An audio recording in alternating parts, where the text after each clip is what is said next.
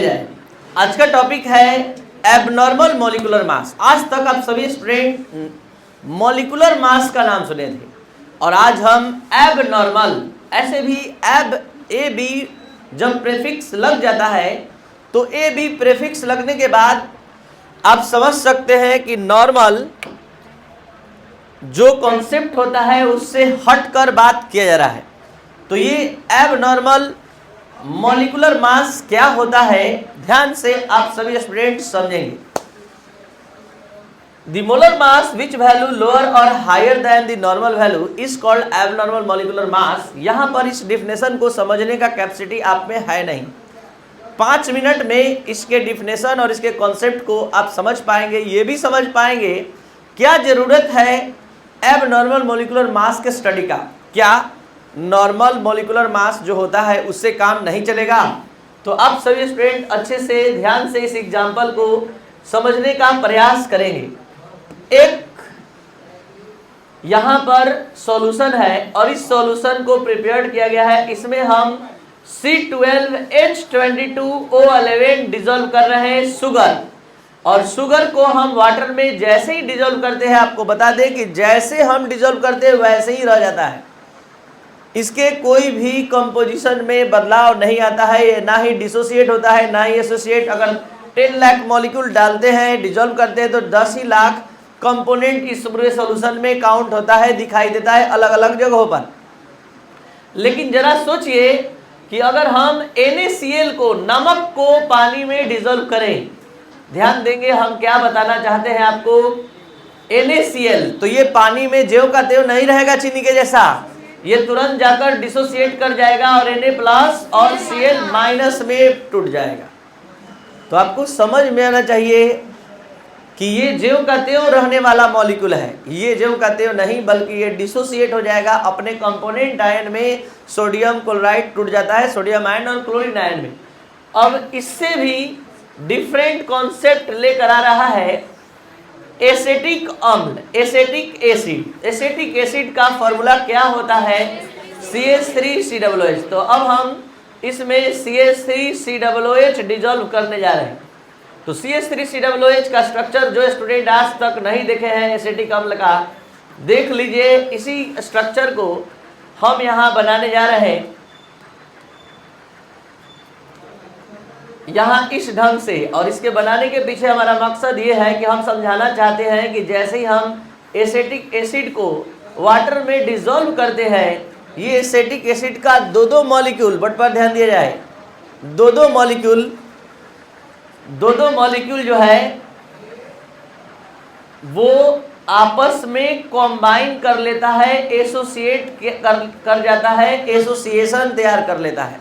कैसे एसोसिएशन तैयार करता है, कैसे एक दूसरे से जुड़ जाता है, यहाँ देखिए एक एडिशनल बॉन्ड बन गया और इस एडिशनल बॉन्ड का नाम है हाइड्रोजन बॉन्ड, H बॉन्ड।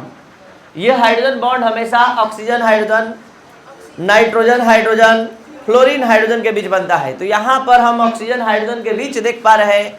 क्या समझाने का हमारा प्रयास है, जरा ध्यान दीजिए। यहाँ हम एसिटिक अम्ल को वाटर में डिजोल्व किए, यहाँ सॉल्ट को डिजोल्व किए, यहाँ पर शुगर को डिजोल्व किए।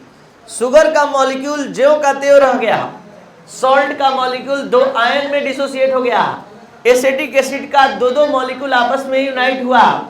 इसी बात को फिर से समझिए, इसका 10 लाख मॉलिक्यूल, 10 लाख मॉलिक्यूल हम डिजोल्व कर रहे हैं, सॉल्यूशन में काउंट कर रहे हैं, सुपर इलेक्ट्रॉन माइक्रोस्कोप से चेक कर रहे हैं, तो 10 लाख कंपोनेंट 10 लाख जगह पर 10 लाख प्लेस पर दिखाई दे रहा है। लेकिन जब हम इसका 10 लाख मॉलिक्यूल डाल रहे हैं, तो जब हम सॉल्यूट का चेक कर रहे हैं कंपोनेंट, तो पता चल रहा है कि 20 लाख कंपोनेंट दिखाई दे रहा है, 20 लाख पोजीशन पर दिखाई दे रहा है। कारण है कि हर एक मॉलिक्यूल टूटकर, हर एक मॉलिक्यूल डिसोसिएट होकर 2 आयन का प्रोडक्शन कर रहा है। तो एक मॉलिक्यूल 2 आयन का प्रोडक्शन करेगा तो 10 लाख कितना का? 20 लाख का। लेकिन जब हम इसके 10 लाख को डिसॉल्व कर रहे हैं और electron microscope, super electron microscope से जब हम देख रहे हैं, तो पता चल रहा है कि केवल 5 लाख कंपोनेंट सॉल्यूट के दिखाई दे रहे हैं। तो बाकी 5 लाख कहाँ गया? तो कहीं गया नहीं है, बस हर 2 मॉलिक्यूल आपस में यूनाइट हो गया है। बट पर ध्यान दीजिए, 2 लाख यहाँ पर हर 2 मॉलिक्यूल जो है आपस में यूनाइट हुआ, और यूनाइट होने के कारण 2 मॉलिक्यूल जब यूनाइट हो गया तो ये 10 लाख से घटकर 5 लाख कंपोनेंट सॉल्यूट का हो गया। तो यहाँ पर जब आप मॉलिक्यूलर मास का स्टडी करेंगे तो यहाँ पर कोई परिवर्तन नहीं है, कोई चेंजिंग नहीं है इसके मॉलिक्यूलर मास में, सॉरी फार्मूला में। तो यहाँ पर आप सभी स्टूडेंट समझ सकते हैं कि मॉलिक्यूलर मास में कोई चेंजिंग नहीं आएगा। लेकिन NaCl जैसे मॉलिक्यूल में क्या होगा, यहाँ पर मॉलिक्यूलर मास डिक्रीज कर जाएगा, घट जाएगा, क्योंकि डिसोसिएशन हो गया, मॉलिक्यूल टूट गया, ब्रेक कर गया, और यहाँ मॉलिक्यूल एसोसिएट कर गया, कोलैबोरेट कर गया, जुड़ गया, तो निश्चित मॉलिक्यूलर मास क्या हो जाएगा, बढ़ जाएगा।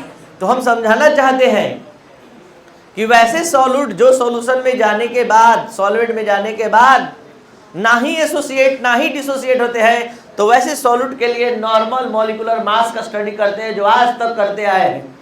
लेकिन वैसे सॉल्यूट जो सॉल्वेंट में जाने के बाद टूट जाए, डिसोसिएट कर जाए, जुड़ जाए, तो उसके लिए आप मोलर मास का यूज नहीं कर सकते हैं। उसका मोलर मास अपने सामान्य मान से या तो कम आएगा या तो अधिक आएगा।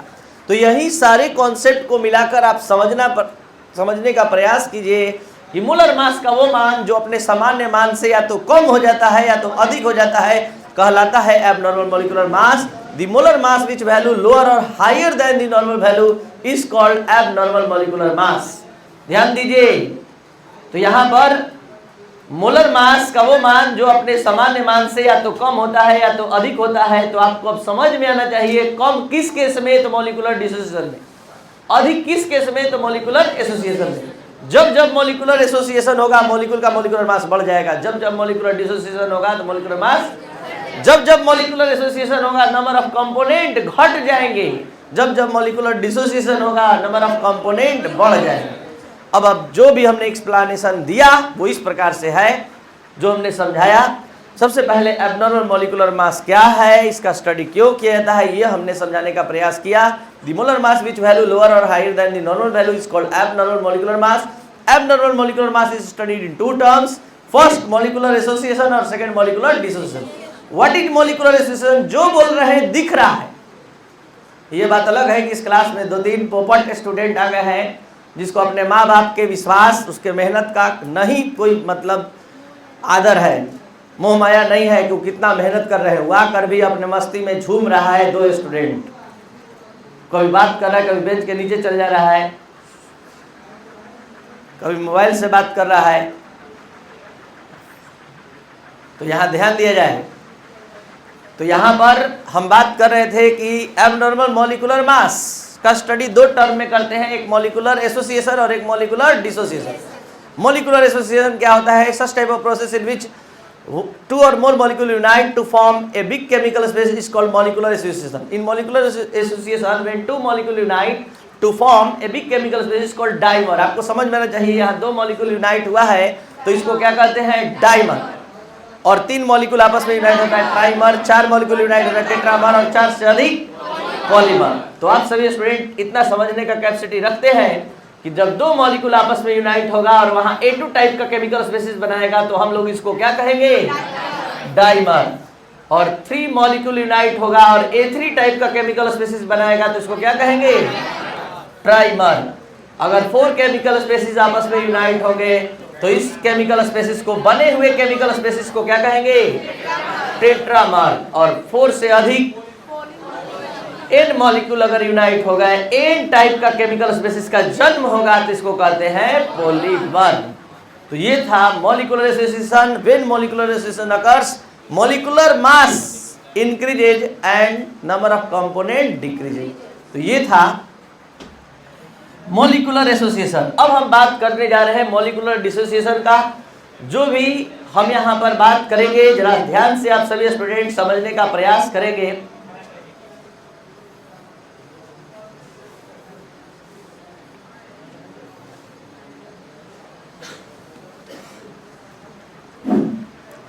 Abnormal molecular mass. The molar mass which value lower or higher than the normal value is called abnormal molecular mass. Abnormal molecular mass is studied in 2 terms, molecular association and molecular dissociation.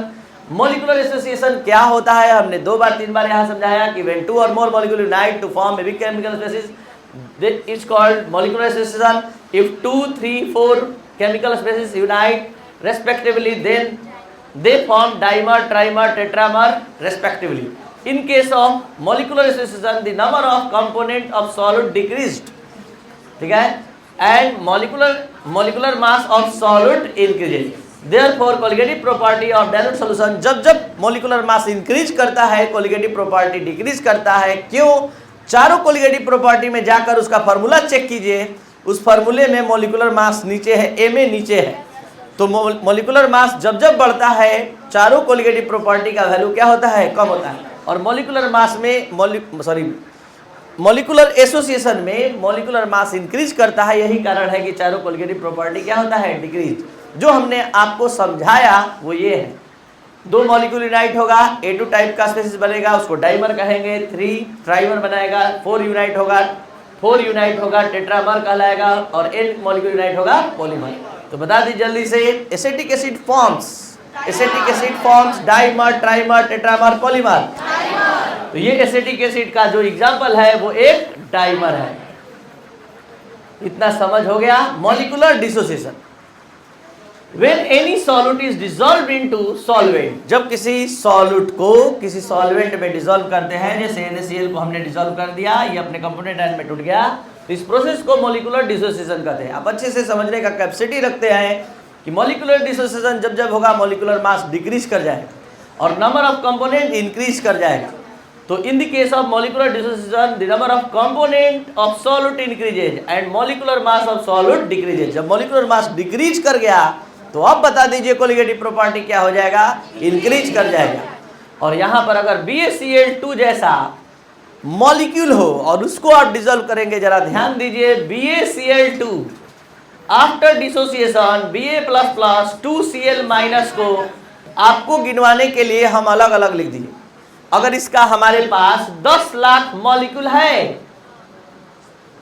तो after dissociation ये कितना 30 lakh component का formation करेगा. 1 molecule dissociate होने पर 3 ion का production कर रहा है, तो 10 लाख को डिसॉल्व करेंगे तो 30 लाख. अगर 15 लाख डिसॉल्व करेंगे तो क्या हो जाएगा component ion? 45 lakh. Just triple, क्योंकि एक मॉलिक्यूल का कैपेसिटी 3 आयन के प्रोडक्शन का है. तो यहाँ पर 10 लाख मॉलिक्यूल को डिसॉल्व करेंगे तो 30 हो जाएगा, 30 लाख. अगर हम 15 लाख डिसॉल्व करेंगे तो एक मॉलिक्यूल डिसोसिएट करके 3 आयन का प्रोडक्शन करेगा, तो 15 लाख सीधे 45 लाख बना देगा. तो ये था आपका आज का क्लास मॉलिकुलर एसोसिएशन और डिसोसिएशन के लिए. Next class one top factor लेकर आ रहा है जो काफी इंपॉर्टेंट है, जो कल के क्लास में हम आपको वन टॉप फैक्टर दे पाएंगे. ठीक है, चलिए स्टार्ट. लिखा जाए. जो स्टूडेंट इस चैनल पर ऑनलाइन क्लास कर रहे हैं आप शेयर और सब्सक्राइब करें. Thank you.